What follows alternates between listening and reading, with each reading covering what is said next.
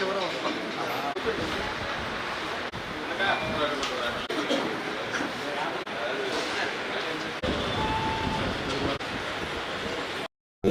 చెక్కులు కూడా రాలేదనేది.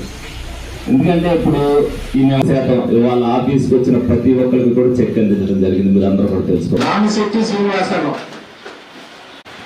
శంకా గంగరాజు, సమతో పుష్పవతి. వాడు తీసుకున్నాడు 10 నిమిషాలు ఉండండి. దివ్య సత్యనారాయణ ప్రసాద్, విజయలక్ష్మి 50,509 రూపాయలు. షేక్ సైదాబి 80.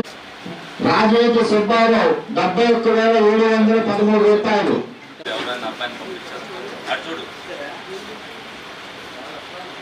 రాగం పద్మావతి.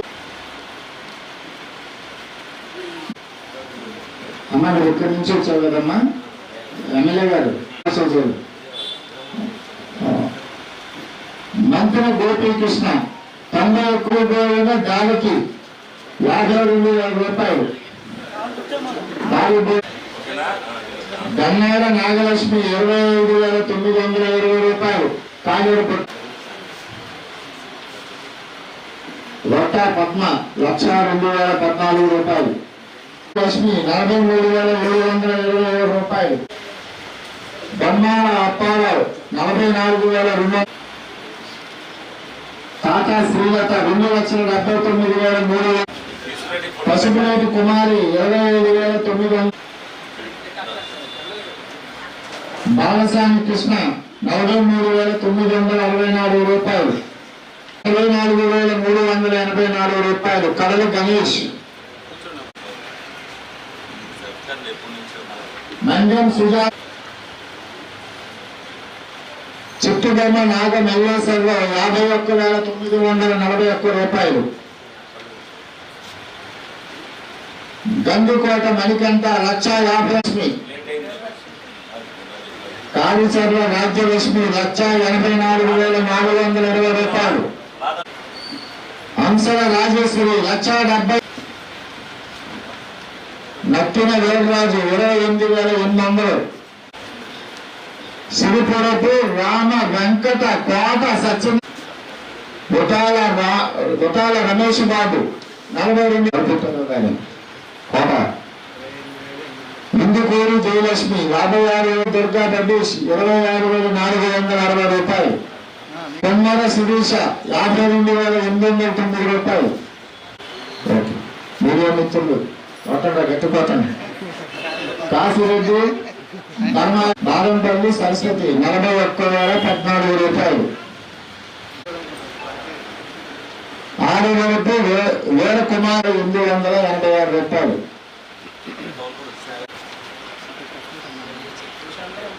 కోటా భాస్కర్ లో 43,727 రూపాయలు. కోటా భాస్కర్. వన్నారెడ్డి శిరీష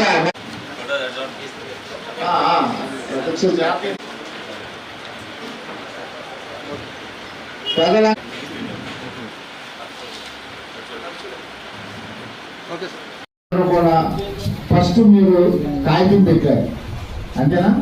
డిశ్చార్జ్ సమరా ఇచ్చారు. మీరు పసిపిల్లలు ఉన్నాయా కొంచెం మూడు పిల్లలు అవి అలాగే ఇక్కడ వచ్చిన అందరూ నేను చూస్తానే ఉంటాను అప్పుడప్పుడు. మరి ఆ రోజు నుంచి మళ్ళీ ఈ రోజు వరకు కూడా ఈ గుమ్మం ఎక్కడ ఆఫీసులోనే మిమ్మల్ని ఎవరు తీసుకొచ్చారో, మీరు ఎవరు రికమెండేషన్ వాళ్ళకే ఫోను, ఎవరైతే పేషెంట్ ద్వారా ఉన్నారో వాళ్ళు. మా ఎమ్మెల్యే గారు ఒకటి చెప్పారు, పెట్టిన పేషెంట్లు కూడా ఒంట్లో బాగోకపోతే చెక్కులు తీసుకోవడానికి రావక్కల్లా. మరి అలాగే